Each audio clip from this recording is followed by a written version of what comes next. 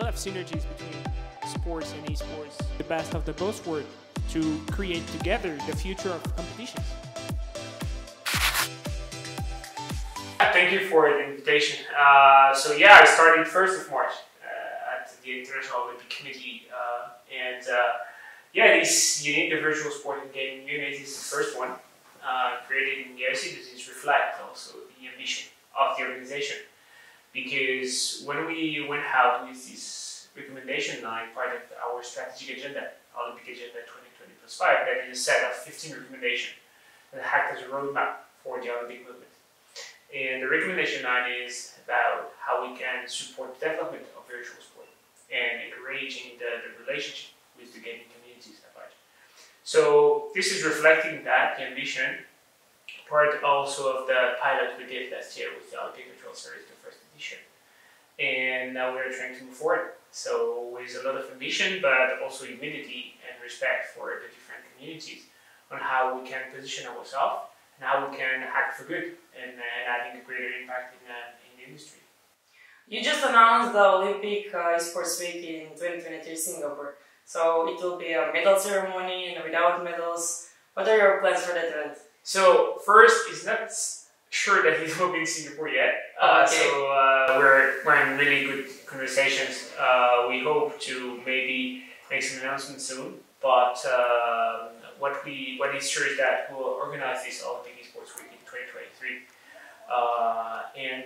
This will really encompass 4 pillars that are for us really important. Is first the competition. The pinnacle of it will be the Olympic Esports Finals. That will be our competition. During the pilot for the Olympic Virtual Series, we had 5 sports part of the competition.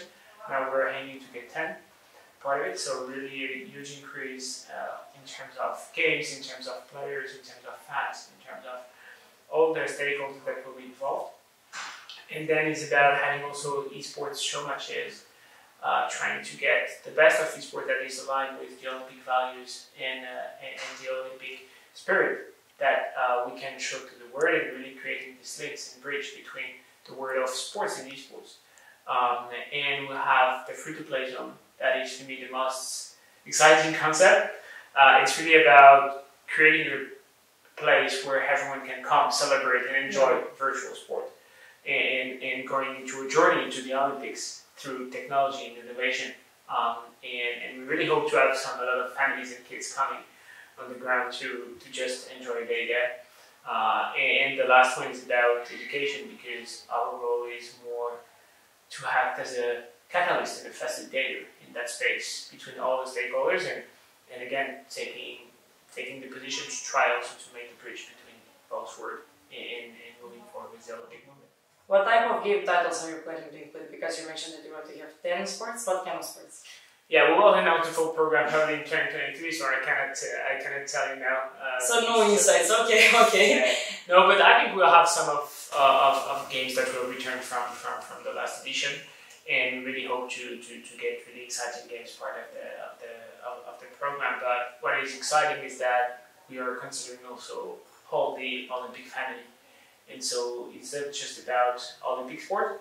It's also going wider. For example, we have a lot of federations that are recognized by the IESF that are part of the Olympic family. So yeah, we really hope to get a program that will be very, very exciting for everyone. And your tip about federations that are not under the umbrella of our IESF, how can they get in? The federations? Yeah. The national federations? Yes. The idea for us is also try to figure out how we can work more with all the stakeholders, including national federations.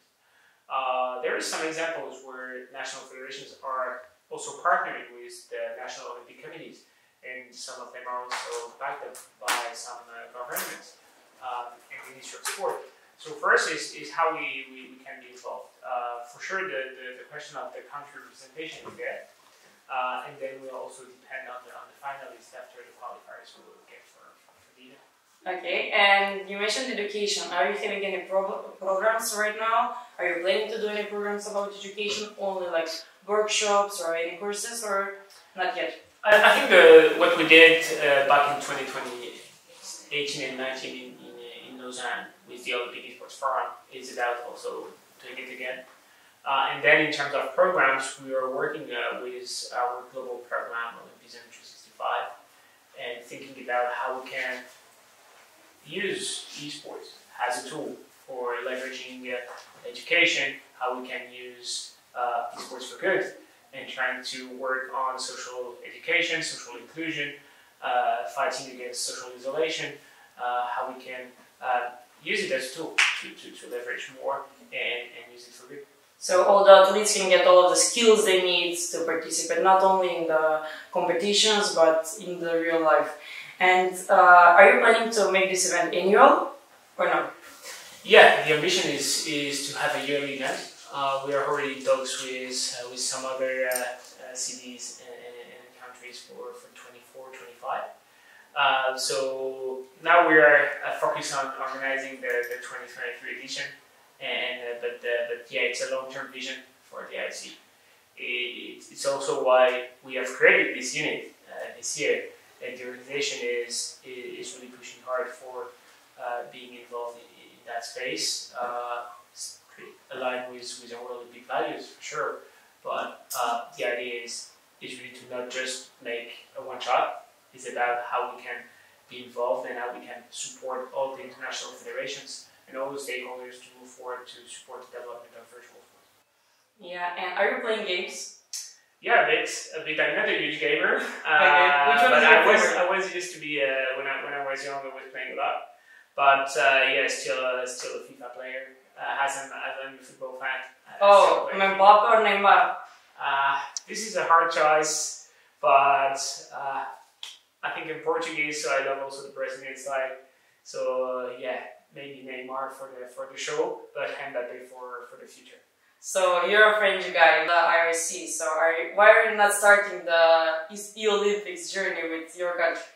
Well, Paris edition is in 2024, but I think for us it's about creating new products, new experiences. So for now, we really want to launch it in 23 because for us it's also important to be there now and to be in that space now and not wait too much. And for 2024, the question of the city is not taken yet. So we'll see. Maybe it could be different.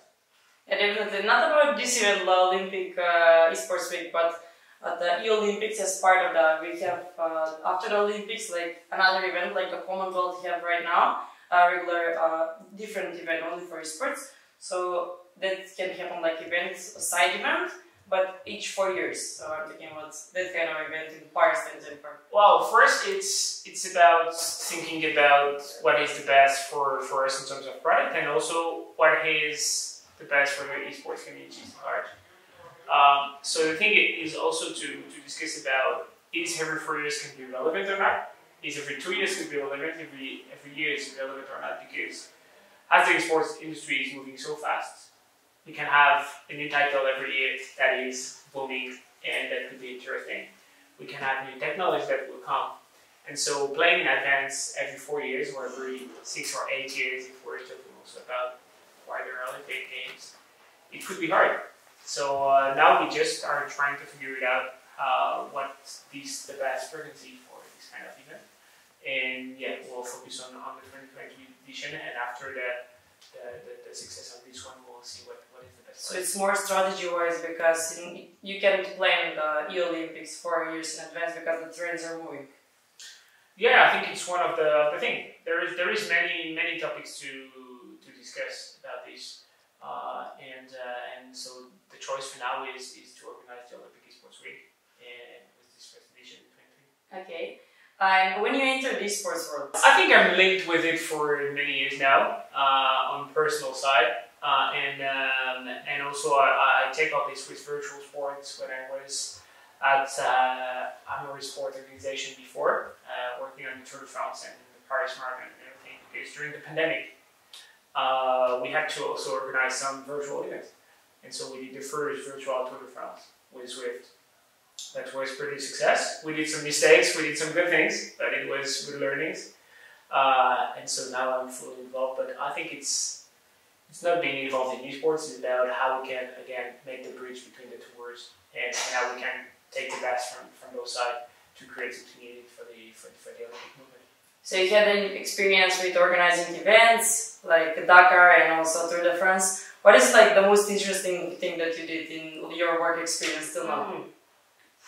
It's so hard to answer to this question. I was working for years for marketing agencies, working for the best football clubs in the world, working for the best organization. So it's hard to pick a moment. There is many. I'm sure that there is one that is like in your heart stuck for sure, like the biggest achievement. Yeah, I think it's a tricky one because we're working for the French Football Federation during the Euro 2016, and as I'm Portuguese and French. In the final, it was France against Portugal. Oh. and we were working for the French Football Federation, and in the room we were like 10, 15 people watching the game and working at the same time. We were planning a lot of things for the French Football Federation, even France will be crowned champions. And when the Portugal scored the goal during overtime, and I was the only one cheering and jumping out, and I was like, oh no, I don't have to do that. And so yeah, it was a special moment. I was so happy for Portugal to win the first big title for them. Happy and same at the same time. Happy for Portugal, but sad for France. Yeah, I think I was more sad for my friends around that worked hours on everything prepared for celebration. But anyway, it was a good moment. And what was your first working experience when you started? Where I started, I was in the digital space, building some websites and apps for big organizations, big brands like L'Oreal, some banks, and stuff like that. So nothing linked to sports. And then I went to Microsoft. I worked there for almost 2 years, and I had the chance to be there at the right time because they were partnering with the Paris Saint-Germain at this time, and I worked a bit on the partnership on some activations. And then I worked for the agency that was working for Paris Saint-Germain, and then I was the esports side, and then esports now. So definitely that was a good experience because you love Neymar and Mbappe and the Paris Saint-Germain. Yeah. Nice. And last but not least, what is your next challenge? Well, the next challenge to deliver this Olympic Esports Week is it's a huge ambition we have. So yeah, now it's about delivering it and make it a success and establish it as something important for the sports and the esports community. We as IESF would be happy to support you if you need any help in the esports world. Yeah, we know that everyone is really excited about this project, and this is also showing us that I think we're doing the right thing now. We're going in the right path because all the stakeholders, including federations, publishers, athletes, esports athletes, everyone is behind us, supporting the project. So now we need to put everyone together to deliver the best event possible for us. Yes, uniting everyone, so the event will be awesome. Yeah, I hope so. Good luck and thank you for the interview. Thank you, for your time. Thank you.